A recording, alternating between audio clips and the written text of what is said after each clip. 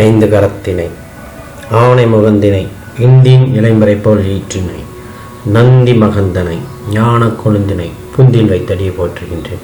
உச்சிஷ்டமாக கணவதியை நமக. அனைவருக்கும் வணக்கம். நான் உங்கள் ஸ்ரீ சுபம் விஜயகுமார்.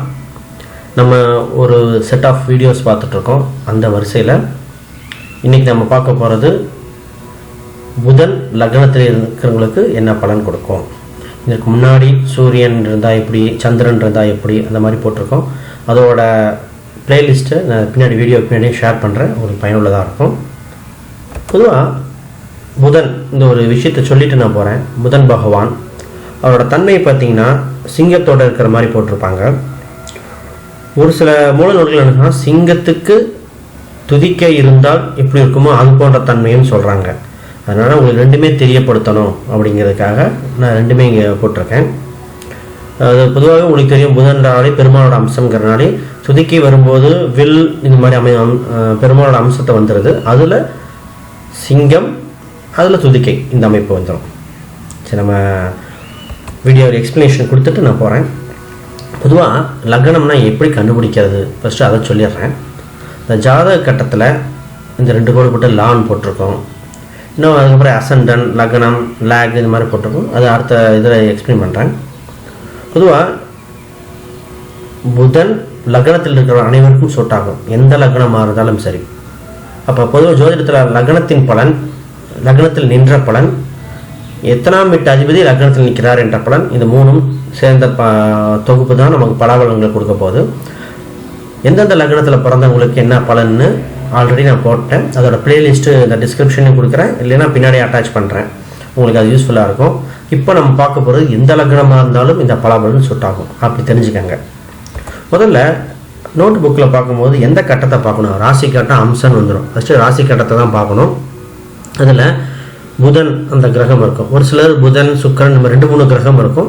அப்போ நீங்கள் புதன் வீடியோவும் பார்க்கணும், சுக்கிரன் அந்த வீடியோ 2-3 வீடியோவும் பார்க்கும்பொழுது ஒரு கூட்டு விளைவாக வரும். அதில் ஒரு சில ஜாதகத்தில் இங்கிலீஷில் எழுதுனவங்களுக்கு ஏஎஸ்சி அசண்டன் போட்டிருப்பாங்க, லான் மட்டும் போட்டிருப்பாங்க, இல்லை 1 அதாவது ரோமன் லெட்டர் 1 போட்டிருப்பாங்க, லேக். இது போன்ற ஒவ்வொரு ஜாதகத்துலேயும் இருக்கும். எதாக இருந்தாலும் அது அடிப்படை தன்மையான லக்னம் முதல் பாவம். அப்போ 1இல் புதன் நின்றால் என்ன பலன் அப்படின்னு பார்த்துருவோம். பொதுவாக லக்னத்தில் புதன் இருந்தால் திக் பலம், ஒரு சிறப்பான ஜாதகம். அதை நம்ம பெருமைப்பட்டுக்கணும். யாருக்கு இருக்கோ அவங்களுக்கு. லக்னத்தில் திக்பலம் பெறுவது புதனும் குருவும் தான். அந்த குருவுக்கு நான் வீடியோ போடும்போது இன்னும் ஃபுல்லாக எக்ஸ்பிளைன் பண்ணுறேன். புதன் லக்னத்தில் வந்துவிட்டால் திக் பலம் பெறுகிறார்கள். இவங்களாம் இளமையானவர்கள் நடுவோம். இளமையானவர்கள் 2 வகையில் சொல்லணும். ஒன்று உடல் ரீதியாக இருப்பாங்க, இல்லை மனசு ரீதியாக இருப்பாங்க. ஆக மொத்தம் இளமையான மாணவர்களோடையோ இளமையான பசங்களோட ஜாலியாக பேசுறது.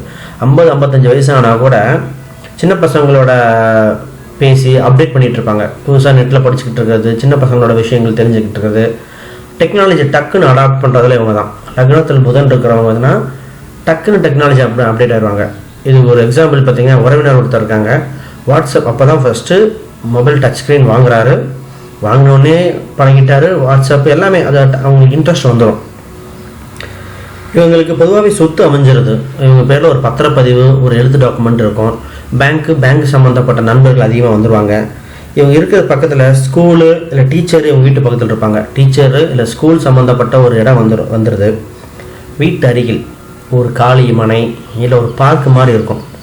பார்க்கு வீட்டு பக்கத்துலைங்க அப்படிம்பாங்க, இல்லை லைப்ரரி ஒட்டி வீடுங்க அப்படின்னு சொல்லுவாங்க.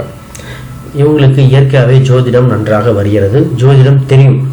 லக்னத்தில் வரும்போதே எல்லா ஜோதிடம் பார்த்து ஓகே இவங்க ஜோசியம் தெரிஞ்சவங்க, ஆல்ரெடி ஒரு முடிவு எடுத்துட்டு அதுக்கப்புறம் சஜஷன் கேட்குறவங்க அப்படின்னு தெரியும். பொதுவாகவே 2 வகையான எண்ணம் கொண்டவர்கள், அதாவது ப்ளஸ் மைனஸ் எல்லாத்தையும் தீவிர ஆராய்ந்து பண்ணக்கூடியவர்கள்.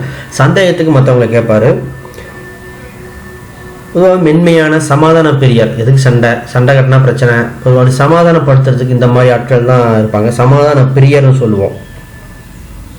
நட்புக்கு நட்புக்காக இயங்குவார். அது ஃப்ரெண்ட்ஷிப்புக்கு முக்கியத்துவம் கொடுப்பாரு. ஃப்ரெண்ட்ஷிப்பு, அப்புறம் மாமா என்ற உறவு, இந்த மாதிரிக்கான்.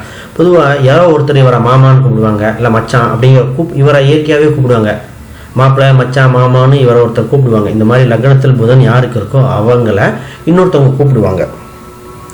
லைப்ரரியில் புக்ஸு படிக்கிற ஆர்வம் இருக்கும், நிறைய படிக்கிற ஆர்வம் இருக்கும், பாட்டு கேட்குற ஆர்வம்லாம் இருக்கும். லைப்ரரியில் மெம்பர்லாம் இருப்பாங்க.